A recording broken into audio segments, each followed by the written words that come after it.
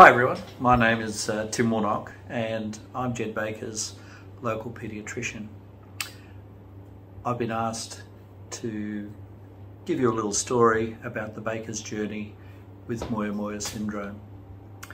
I've known Jed since he was 11 months of age, but he wasn't the first patient I had with Moyamoya syndrome.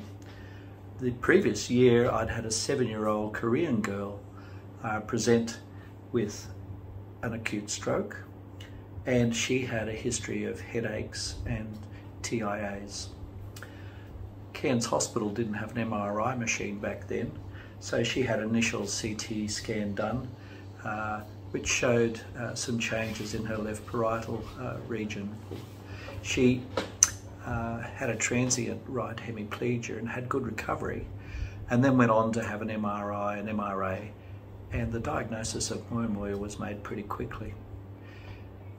I had a neurologist at Cairns Hospital that consulted, and then we consulted the neurosurgeons in Brisbane, who informed us that there was no one in Brisbane that could do the Moyamoya surgery that would be helpful in this case. So we either had to look into state, or as this family decided, they went back to Korea, and she had her surgery in Korea, where Moyamoya is much more common. At the time, I did make an inquiry with another Sydney neurosurgeon, Dr. Charlie Teo, who most people would know of, and he was more than willing to assess this little girl. The following year, Jed presented with his first stroke when he was 11 months of age. He has had a much more complex history and a much more difficult road to lead. This is my file of Jed. I think it's the thickest one I have, and it certainly has a lot of memories in it. So Jed's journey has been very complicated. Apart from Moyamoya, which took quite a long time to diagnose, he also had renal involvement, and at a routine check I noted that he was very hypertensive. He went down to the then Royal Children's Hospital in Brisbane and was seen by a multidisciplinary team, predominantly the renal team and the neurology team. And he did have surgery to his right renal artery to try to save his right kidney. This surgery was successful, and in fact he developed improved function in that kidney after the surgery was done. But the big issue was his ongoing TIAs and risk of stroke, and he already had some significant developmental delays related to his diagnosis. The end of 2007 was a very difficult time for the family, and these headlines from the Weekend Post at Cairns Hospital, at Cairns, in July 2008, I think summed up the family's frustration.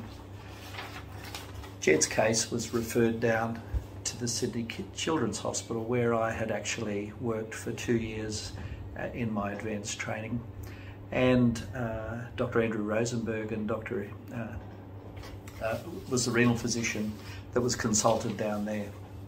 He and Dr. Ian Andrews, neurologist, were the medical support, but the person we really wanted to get involved was Professor Marcus Stoodley, who I understand is there with you tonight. Nicola did a literature search, and the librarian found some articles about Professor Stoodley and his experience with Moyamoya, and the rest we know about.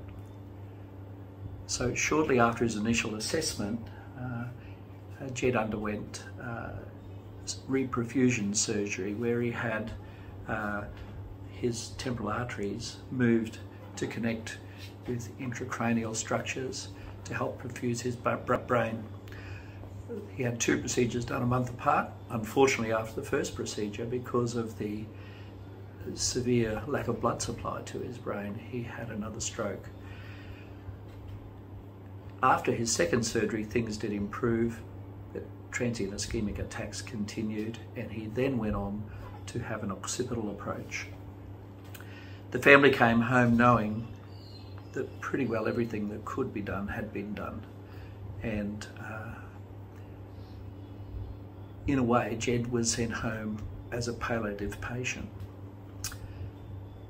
What an amazing journey since then. The reperfusion surgery has kept him stable for the last decade plus, and the family have enjoyed his company. They've had 2 more children. They've endured cyclones and demolition of their tree plantation. But of course there was still time to celebrate. So that was Jed with his pirate-themed 4th birthday.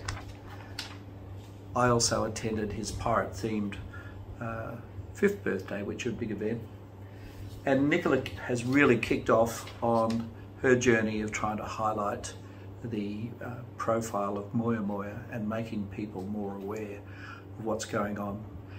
And the turnout and sellout of the ball and extension of tables says to me that she's got a wonderful group of people supporting her. One of her first fundraising was the fact that Jed had a playhouse built as a Make-A-Wish Foundation, the Starlight Foundation gift to help the family. And then of course we all remember the Jack Sparrow connection and his love of pirates and that ultimate meeting with Jack Sparrow. But tonight we're thinking about the Blue Tie Ball. So I wish you all a really good night, and just as a final adieu, I'll show you some images from Jed's birthday back in 2008.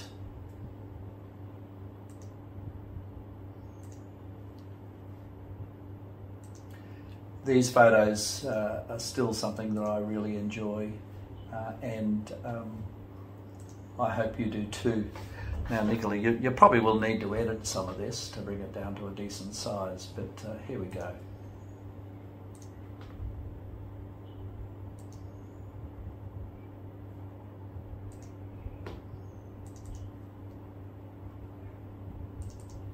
So the party was a big deal. There were a lot of people attending, and we had a piñata that proved pretty difficult to break apart. We had to call in the big guns, and of course when the piñata broke up, lollies went everywhere. So there's Nicola and Jed cutting his 5th birthday cake, and a surprise to everybody was the family that Peter and Nicola renewed their vows. The party went on, and I call these the hairy fairies. That's me in the middle back in the mustachioed days. I put up a tent and stayed overnight, and it was a memorable night. So best wishes to you all for the ball tonight, and thanks. Yes, come on, shorty, let's go. Girl, I see you over there in the corner of the dance floor, and I know you're acting shy, looking at the corner